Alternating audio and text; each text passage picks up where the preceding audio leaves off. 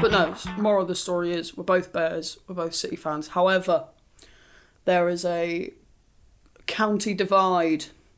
One of us is north of the river, one of us is south of the river. And this shows where the true loyalties are and where the glory hunters lie, because as is culture, as is history, north of the River Avon is typically Gloucestershire and Bristol Rovers, and south, I'd say, is Somerset and Bristol City. As it but should not be. when both sides of your family have, Oh, unfortunately, he's finding grown up south of the river, and your dad is, south of the river, and he is a Bristol City fan, and the first game you ever go to is a Bristol City game. My first game is very interesting, actually. Yeovil v Bristol Rovers. There you go. And you didn't support either of them. Well, put off both for life, I think. But no, I think we were organising away days before we even knew each other.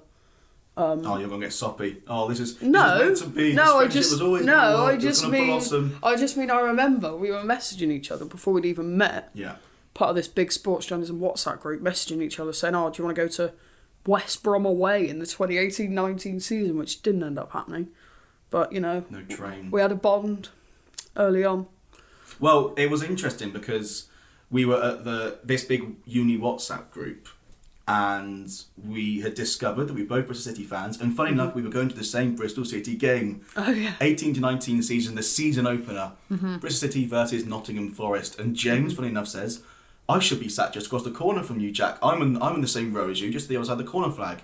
So I'm getting excited. I'm thinking, this James, we'll have a pint at half time. Going to really get to know each other. It's absolute beast of a man. Going to get to know each other. Then James says, "Oh yeah, I'm waving at you." I'm like, looking across, like, I don't recognise him. Surely not. Am I being blind? I know it was a very warm, sunny day. The sun was shining across the Lansdowne stand onto my eyes. I was thinking, is he? Then he said, "Oh, pink t-shirt, pink salmon polo, I believe." Was that the one? More of a purpley. It's not the pink salmon polo we've come to know and love, right. But it was a similar shade shirt. Yes. And then I think surely that guy's not. He's not going to uni. He must be at least in single digits of age. Is this not a trait that gets accused of you a lot, James? The people lucky enough to be watching this would have realised by now that I am not your average looking 20-year-old. No. Because I look younger. But hey, it'll come back to bite you because you'll look 50 when you're 40 and I'll still look fresh-faced. I wouldn't say I'm fairly, fresh. Well, no, you're an average, 22-year-old? Mm. God, you're 22 now.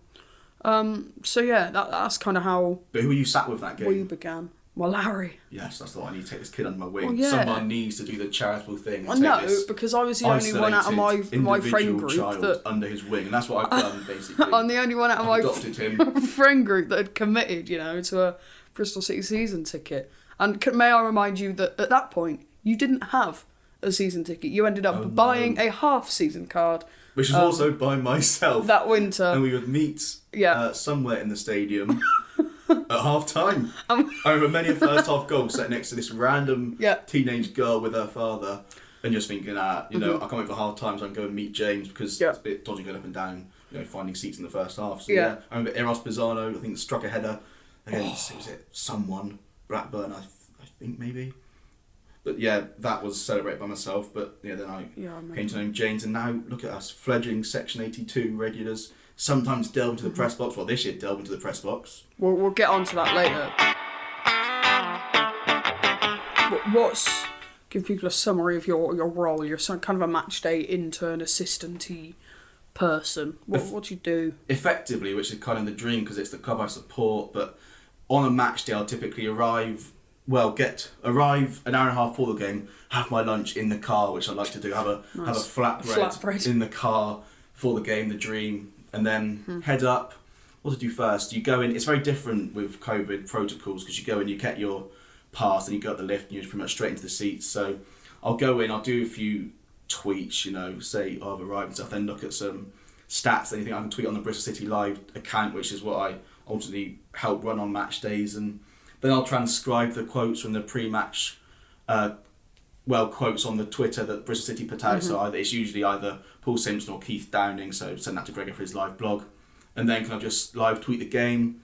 At the end of the game, do a 5 things the fans may have missed report, which is, I think it's gone down quite well. I think people are enjoying it. Staple now. It's a staple. It's almost a series because it is so important that with no fans there, we, being lucky enough to be there, watching the game, can kind of pick out moments that you don't really notice at home. So I think that's a good idea.